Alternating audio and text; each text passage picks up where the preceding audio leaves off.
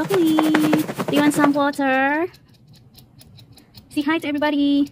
Tingnan nyo guys. Chocolate, ayaw niyang tumingin sa camera. Galit yan sa camera, oh. Ang arty. Chocolate! Uminom na siya ng tubig, ah. Ganyan ang kanyang itsura pag umaga. Yan siya, puputing dami niya pupo. Yan yung nangyari sa whole night. Ubus na yung pagkain niya. At uhaw na uhaw siya, oh. Look at that. You're very thirsty, chocolate. At may mga pupo pa doon sa top ng kanyang little house. Chocky? Ang pangalan niya is Chocolate. Chocolate. Chocolate. Not the chocolate for eating. But chocolate rabbit. Hi, Chocky! Ayan na, pumunta na siya sa ilalim ng couch. Chocolate, where are you? Ayan, papalitan na natin to. Kasi marami ng pupo. Yan, lilinisin natin yung ano niya. Ginagawa ko to daily para malinis naman siya. Pinagalitan ko lang yan siya ng tissue. Yan. Tanggalin natin yung mga matang dumi. Kasi yung rabbit guys, napaka-sensitive niyan. Yan ang pinakamalinis na animals. Kailangan malinis yung kanyang little house. Ayan, make sure walang dumi. Chocolate! Ayan na guys, lumabas na siya. Chocky, where are you going? Pag naglilinis ako ng kanyang kulungan, dyan siya sa ano, sa labas, takbo ng takbo. Yan, tatapon na natin yan. Pumasok na si Chocolate, nasa loob na siya. Ayan, malinis na yung kulungan niya. Gusto niya uminom ulit. Wanna drink some water? Yan. Tinanggal ko lang yung dumi. Then, ano na yan? Ito yung lalagay ko kasi, yan. Ito yung brand na lagi kong binibili dahil nakakaano talaga siya absorb ng kanyang pag-umihi siya, yung pipi, yung pee niya, na-absorb ng papilya. Kaya, yan yung gamit ko. So, maglagay na ako ng konting portion. Yan. Ito sinatuparan ng chocolate sa lahat ng may mga rabbit guys. Ganito gawin nyo. So, ito yung liter box niya. So, ang ginagawa ko, I just put a small amount here, this side.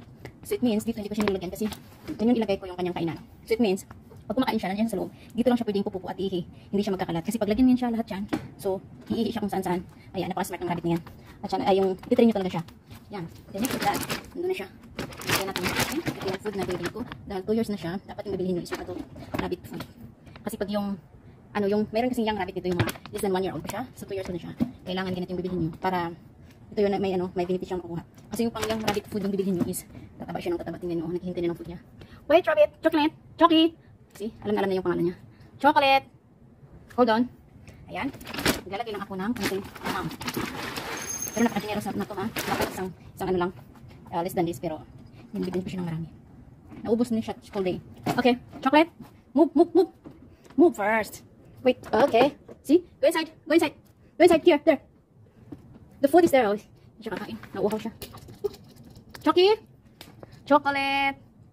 Ang ganda-ganda ng balahibo niya. See? Baka fluffy ng kanyang balahibo. Chocolate! Look at here. Ito yung tubig niya. Pinipress ko yan siya pag umiinom kasi hindi siya makakuha ng maraming tubig. Tamad lang talaga siyang magsipsip. So, andyan na yung food niya. So, yan. Chocolate! I have something for you. A celery. See? Eat the leaves first. Right here. Ginagrab na niya. Wow! Gusto niya yung mga fresh na fruits. Ay, vegetable and fruits. So, binigyan ko siya ng ano, celery. Yan, daming dahon. Fresh na fresh. Chocolate, I have more here. See, kumain siya. Meron akong green na, green cabbage. Chocolate, you wanna try this? I don't like that so much. Enjoy! Enjoy your food! Mauubos na yan. Enjoy chocolate! Bye! See, bye!